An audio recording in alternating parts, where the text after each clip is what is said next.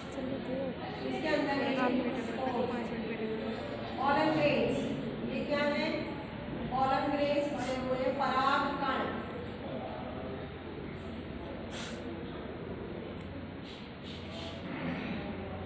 ये है पराग कण, ऑलन ग्रेन्स।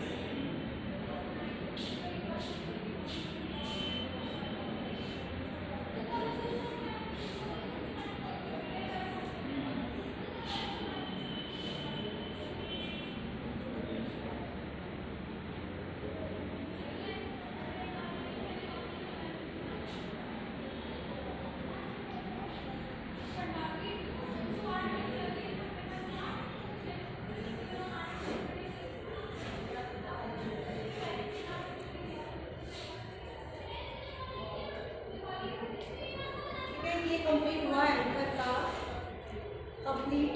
हम जब पीएस काटते हैं पूरे एंकर का तो इस तरीके से संरचना बनी रहती है। यहाँ से जाता है नीचे क्या? फिलामेंट। यहाँ से क्या जाएगा? फिलामेंट। ठीक है, अब ये जो लेयर है इसके नाम लिखो। सबसे बाहर है एपिडर्मिस, ये जो लेयर है एंडोथीशियम। बहुत इंपॉर्टेंट है ये, और आपके प्रैक्टिकल एग्जाम में भी आता है ये क्वेश्चन। एंकर का टीएस 100% आता है प्रैक्टिकल एग्जाम में भी। एंकर का टीएस ड्रॉ करें एंड इसके लेयर्स को डिस्क्राइब करें। ये जो लेयर है ये क्या है? Middle layers. ये वाली सबसे अंदर की जो लेयर है इसको बोलते हैं टैपिटम। ये कहलाती है टैपिटम। ये है स्पोर्स, पॉलन सैक, और ये जो मोटे मोटे अलग से जो कोशिकाएं दिख रही हैं बड़ी बड़ी, ये मुंह पे दिख रही है जहाँ से ये खुलता है दोनों। ये एंकर लोब यहाँ से ओपन होता है, इसको बोलते हैं स्टोमियम। ये कहलाता है स्टोमियम। बना लिया? Yes ma'am. दिव्या कुछ बनाया ही नहीं तुमने? अब आप देखिए, सबसे पहले लिखिए एपिडर्मिस। सबसे बाहरी परत ये है आपकी, इसकी है एपिडर्मिस। एपिडर्मिस पैरेन्काइमा की कोशिकाओं की बनी हुई है, और इसमें बीच बीच में कहीं कहीं पे आपको रंध्र या स्टोमेटा भी कुछ कुछ प्रजातियों में पाए जाते हैं। कुछ जीनस में बीच बीच में एपिडर्मिस कोशिकाओं के स्टोमेटा भी मिलते हैं, लेकिन हमेशा नहीं मिलते। कुछ स्पीशीज में स्टोमेटा मिलते हैं। हाँ, एपिडर्मिस के नीचे सेकंड लेयर है नंबर 2 एंडोथीशियम। एंडोथीशियम जो है ये कनेक्टेड है। एंडोथीशियम कोशिकाएं ब्रॉड होती है, बड़ी बड़ी होती है, और ये कोशिकाएं किस तरीके से होती हैं? देखिए, और इसमें ये रेडियल वॉल पे थिकनिंग पाई जाती है, और नीचे टेंजेंशियल वॉल पे भी थिकनिंग। ये यहाँ पे ऐसे मोटी होती है, रेडियल वॉल भी मोटी होती है, और नीचे ये वाला प्रोपोर्शन है टेंजेंशियल वॉल, ये भी थिक होता है। ये थिकनिंग है फाइब्रस थिकनिंग। ये क्या है? फाइब्रस थिकनिंग है, जो कि एंडोथीशियम की रेडियल वॉल और नीचे की तरफ टेंजेंशियल वॉल पे पाई जाती है, जिसमें एंडोथीशियम। ये एंडोथीशियम चारों तरफ आप देख रहे हो पूरी तरीके से घेरा हुआ है। ये अंदर जो शेड कर रखा है वो क्या है? कौन सा? एंडोथीशियम में ये लाइन ये थिकनिंग दिख रही है। थिकनिंग अंदर भी। हाँ, ये थिकनिंग से। उसके बाद आता है third middle layer. Middle layer की 3 से 4 परत होती है, और ये थिन वॉल होती है, इनमें थिकनिंग नहीं होती। मिडिल लेयर में 3 से 4 परत होती है मिडिल लेयर की, पैरेन्काइमा की बनी हुई। इनमें कोई थिकनिंग नहीं होती है, थिकनिंग नहीं पाई जाती है। प्लस ये जो मिडिल लेयर है, जब ये स्पोर्स का निर्माण होता है तो डिप्लॉइड है। स्पोर्स क्या है? गैमेटोफाइट है। तो क्या बनेंगे? मियोसिस बनेंगे। स्पोरोजिनस टिश्यू में मियोसिस होगी। जब मियोसिस होती है और स्पोर्स का निर्माण होना होता है, उस समय ये मिडिल लेयर डिसॉल्व हो जाती है। आप लिख लो, मिडिल लेयर की 3 से 4 जो परतें हैं, वो मियोसिस के समय, जब स्पोर्स बनाने के लिए मियोसिस होती है, उस समय मिडिल लेयर पूरी तरीके से डिसॉल्व हो जाती है, डिजनरेट हो जाती है, डिसॉल्व हो जाती है। ठीक है। फिर लास्ट जो लेयर है वो है टैपिटम। लास्ट लेयर कौन सी है? टैपिटम। टैपिटम वाली लेयर स्पोर सैक के चारों तरफ मौजूद है। जो चारों स्पोर सैक है उनको कवर कर रही है और इनरमोस्ट लेयर है ये टैपिटम। अब टैपिटम का निर्माण, टैपिटम का काम क्या? टैपिटम जो स्पोर्स बन रहे हैं उनको भोजन देता है, न्यूट्रिशन देता है। टैपिटम भोजन देता है और इसके अलावा जो पॉलन ग्रेन की जो परत बनती है बाहर की, वॉल, भित्ति, एक्साइन जिसको बोलते हैं, अंदर की भित्ति इंटाइन पॉलन ग्रेन की और बाहर की एक्साइन। एक्साइन का निर्माण भी करता है टैपिटम। टैपिटम के ऊपर क्वेश्चन पूछा जा सकता है कि व्हाट इज टैपिटम, टैपिटम क्या है and what is the role function of tapetum, tapetum का कार्य क्या है। और पूछ सकते हैं, क्वेश्चन लिख लो आप, क्या क्या क्वेश्चन बन सकते हैं। टैपिटम क्या है, टैपिटम का कार्य क्या है, और टैपिटम कितने प्रकार का होता है, टाइप्स ऑफ टैपिटम। ये 3 क्वेश्चन एक क्वेश्चन बना के बनता है पूरा। 3 चीजें पूछी जा सकती है, टैपिटम क्या है, टैपिटम के कितने प्रकार हैं और टैपिटम का कार्य क्या है। तो टैपिटम के जब मैं प्रकार बताऊंगी आपको, तो आप लिखिए। टैपिटम 2 प्रकार का होता है। टाइप्स ऑफ टैपिटम लिखिए आप। टाइप्स ऑफ टैपिटम, टैपिटम कितने प्रकार का होता है। टैपिटम 2 प्रकार का होता है। एक होता है एमीबॉइड या फिर प्लाज्मोडियल, दो नाम से इसके, प्लाज्मोडियल टैपिटम। दूसरा है सिक्रीटरी या फिर ग्लैंडुलर टैपिटम, सिक्रीटरी या फिर ग्लैंडुलर टैपिटम। ठीक है। जो टैपिटम, ये वाला जो टैपिटम है फर्स्ट एमीबॉइड प्लाज्मोडियल, ये थोड़ा सा प्रिमिटिव माना जाता है और बहुत सारे प्लांट्स में नहीं पाया जाता, कुछ ही पादपों में पाया जाता है इस प्रकार का टैपिटम। कौन सा वाला? अब ये बहुत इंपॉर्टेंट है, आप लिख लो। टाइप्स ऑफ टैपिटम में 2 प्रकार के टैपिटम होते हैं, एमीबॉइड, इसी का दूसरा नाम है प्लाज्मोडियल, और ये प्रिमिटिव होता है, बहुत सारे प्लांट्स में नहीं पाया जाता। और दूसरा जो सिक्रीटरी और ग्लैंडुलर, जिसका दूसरा नाम है ग्लैंडुलर, मैक्सिमम एंजियोस्पर्म्स में यही पाया जाता है। कौन सा वाला? सिक्रीटरी या फिर ग्लैंडुलर। अब अंतर क्या है? ठीक है। सबसे पहले एमीबॉइड, एमीबॉइड में लिखिए क्या होता है। एमीबॉइड में जब ये मियोसिस होती है, उस समय जब स्पोर्स का निर्माण होता है, मियोसिस के बाद ही होएगा, ये टैपिटम की कोशिकाएं टूट जाती हैं, यहाँ से टूट जाती है, टैपिटम की कोशिकाएं डिसॉल्व हो जाएंगी और उसका सारा प्रोटोप्लाज्म न्यूक्लियस के साथ में स्पोर्स के बीच में आ जाता है। एमीबॉइड का मतलब ये हुआ है ना, उनकी कोशिकाएं डिसॉल्व हो जाएंगी। टैपिटम की प्रत्येक टैपिटम की कोशिका डिसॉल्व हो जाएगी। कब? जब स्पोर्स का निर्माण होता है। हाँ, एमीबॉइड में, केवल एमीबॉइड में। अभी तो मैं एमीबॉइड में तो बता रही हूँ। और सारे का सारा साइटोप्लाज्म या प्रोटोप्लाज्म, जिसमें क्या है न्यूक्लियस और साइटोप्लाज्म, वो सारा का सारा किस में आ जाएगा? या स्पोर्स के बीच में आ जाएगा और पूरा का पूरा प्रोटोप्लाज्म एक गुच्छा बना लेगा स्पोर्स के चारों तरफ। उस गुच्छे को बोलते हैं टैपिटल पेरिप्लाज्मोडियम। जो गुच्छा बनेगा उसको बोलेंगे टैपिटल पेरिप्लाज्मोडियम। स्ट्रोमियम। कैपिटल पेरिप्लाज्म, ये क्या चीज है? प्रोटोप्लाज्म का पूरा मास है। कैपिटल कोशिकाओं के प्रोटोप्लाज्म का पूरा गुच्छा है, ठीक है। और ये क्या करता है? इन स्पोर्स को भोजन देता है, स्पोर्स को भोजन देता है, ठीक है। उसके बाद हम पढ़ते हैं दूसरा, सिक्रेटरी और ग्लैंडुलर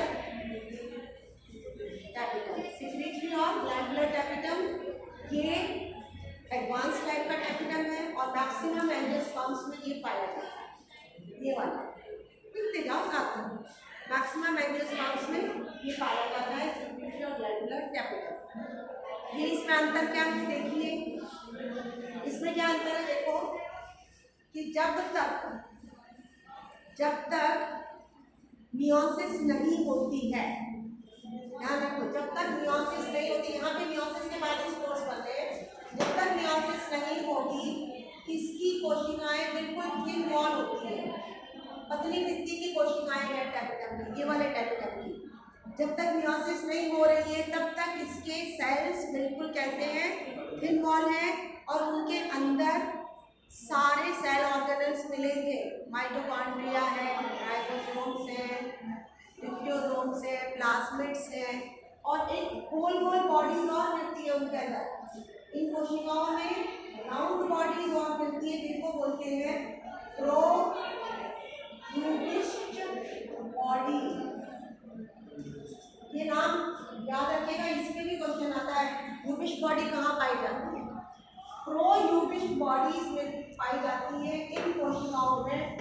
सिक्रेटरी टैपिटम की जो कोशिकाएं हैं, ये वाली कोशिकाएं, जब तक मियोसिस नहीं हो रही है तब तक इनकी भित्ति कैसी है? पतली है और उनके अंदर क्या है? सारे सेल ऑर्गेनल्स हैं और इसके अलावा स्फेरिकल बॉडीज है, गोल बॉडीज जिनको बोलते हैं प्रोयूबिस्ट बॉडीज, ये पाई जाती है, ठीक है। जब मियोसिस हो जाती है, जब इनमें यहाँ पे मियोसिस हो जाएगी, स्पोर्स बन जाएंगे, तब ऑर्गन्स सारे है ऑर्गन्स सारे जो ऑर्गन्स है ना, माइटोकॉन्ड्रिया वगैरह, वो सारे मतलब गायब हो जाए। नहीं, गायब कुछ नहीं होगा, गायब नहीं होगा। जब ये स्पोर्स बन जाएंगे यानी मियोसिस हो जाएगी तो टैपिटम की जो कोशिकाओं की भित्ति थी, एक तो वो मोटी हो जाएगी, ठीक हो जाएगी और उन कोशिकाओं में, हर्षवर्धन लिखो, और इन कोशिकाओं के अंदर राइबोसोम्स और प्रोयूबिस्ट बॉडीज की संख्या काफी हद तक बढ़ जाएगी, बहुत ज्यादा बढ़ जाएगी। जब मियोसिस हो जाती है तो इन कोशिकाओं में राइबोसोम्स की और प्रोयूबिस्ट बॉडीज की संख्या बढ़ जाती है। उसके बाद ये प्रोयूबिस्ट बॉडीज निकल करके बाहर आ जाती है स्पोर्स के बीच में, और कोई नहीं निकलता, केवल क्या निकलती है? प्रोयूबिस्ट बॉडीज बाहर निकल के आती है, ठीक है। और जब ये बाहर निकल आती है और ये स्पोर्स के चारों तरफ बिखर जाती है, तब इनको कहते हैं यूबिस्ट बॉडीज। अब ये कहलाएगी यूबिस्ट बॉडी, प्रो हट जाएगा इनके नाम के आगे से। जब ये स्पोर्स के बीच में आ जाएंगी तब ये कहलाएगी यूबिस्ट बॉडीज।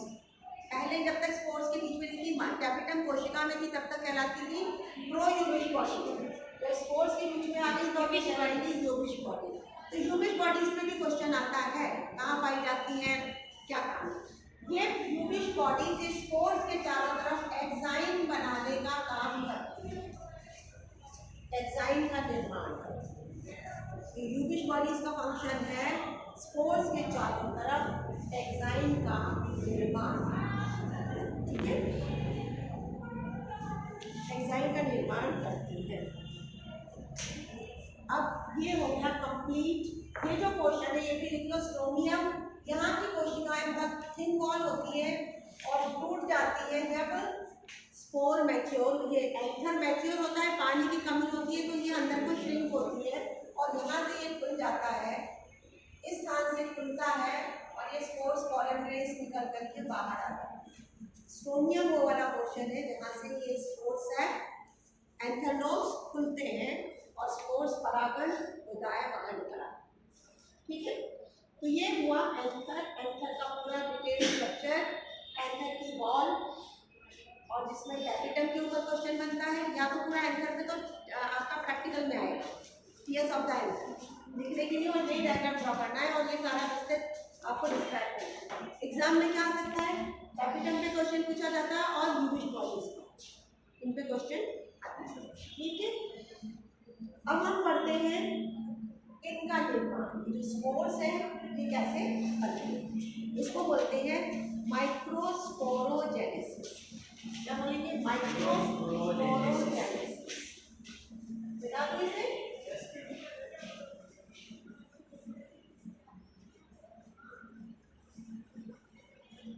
माइक्रोस्पोरोजेनेसिस का मतलब है स्पोर्स का जेनेसिस, स्पोर का निर्माण, पॉलन ग्रेन्स का निर्माण, पॉलन ग्रेन्स, स्पोर्स का मतलब है पॉलन ग्रेन, पॉलन ग्रेन्स का निर्माण कहलाता है माइक्रोस्पोरोजेनेसिस। अब जैसे ये है स्पोर्स है, इनके अंदर स्पोरोजीनस मास है, स्पोरोजीनस टिश्यू है, स्पोरोजीनस टिश्यू, स्पोरोजीनस टिश्यू होता है प्रत्येक स्पोर सेल में। पहले ये डायग्राम वगैरह है, इनमें माइटोसिस होती है और इनकी संख्या बढ़ जाती है, संख्या बढ़ जाती है, और प्रत्येक सेल कहलाता है स्पोर मदर सेल, प्रत्येक सेल कहलाता है स्पोर मदर सेल। आप लिख सकते हो माइक्रोस्पोरोजेनेसिस की शुरुआत कहाँ से होगी, स्पोरोजीनस टिश्यू होता है, और इसमें माइटोसिस से वो अपनी संख्या बढ़ाता है, और प्रत्येक कोशिका क्या कहलाती है, spore mother cell. Spore mother cell में मियोसिस होती है, मियोसिस होती है। स्पोर मदर सेल में क्या होगी, मियोसिस। अब मियोसिस को तो मुझे आपको यहाँ पे पढ़ाने की जरूरत नहीं है।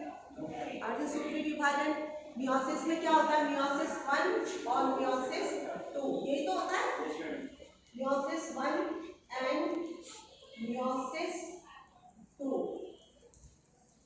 मियोसिस 1 में तो रिडक्शन हो जाता है क्रोमोसोम्स की संख्या का, और मियोसिस 2 में पूरा माइटोसिस का पूरा फेज पूरा दोबारा से दोहराया जाता है। मियोसिस आपने पढ़ रखी है ना, रिडक्शन डिवीजन, अर्धसूत्री विभाजन।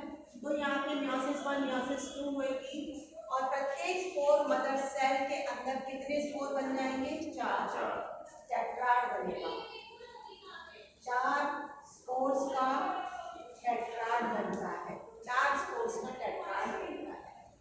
ठीक है, 4 स्पोर्स बनते हैं मियोसिस के बाद में। अब अलग अलग प्रजातियों में ये 4 स्पोर अलग अलग तरीके से जुड़े रहते हैं। ये 4 स्पोर्स हैं, ये अलग अलग तरीके से जुड़े रहते हैं, अलग अलग एंजियोस्पर्म्स में, अलग अलग पौधे। कैसे जुड़े रहते हैं, ये जो 4 स्पोर्स हैं, सबसे पहले टेट्राहेड्रल। टेट्राहेड्रल में क्या होता है,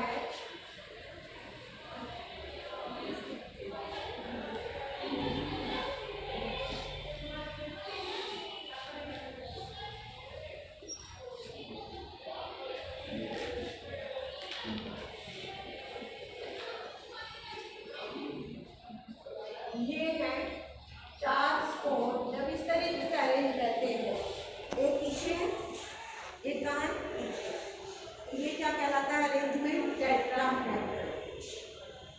दूसरे तरीके का अरेंजमेंट होता है आइसोबाइलेटरल।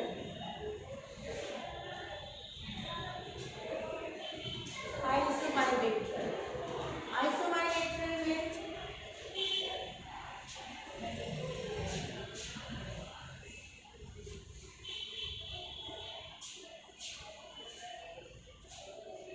ये अरेंजमेंट होता है आइसोबाइलेटरल। 4 स्पोर्स इस तरीके से अरेंज करते हैं। तीसरा होता है इकसेट।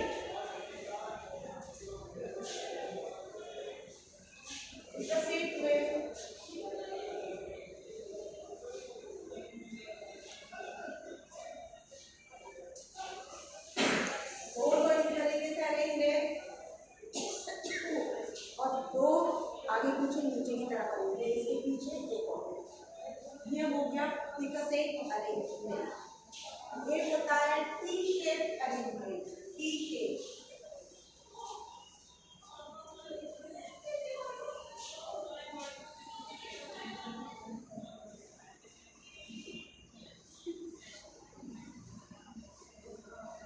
ये अरेंजमेंट है टी शेप, चार स्पोर्ट्स का अरेंजमेंट इसको कहते हैं टी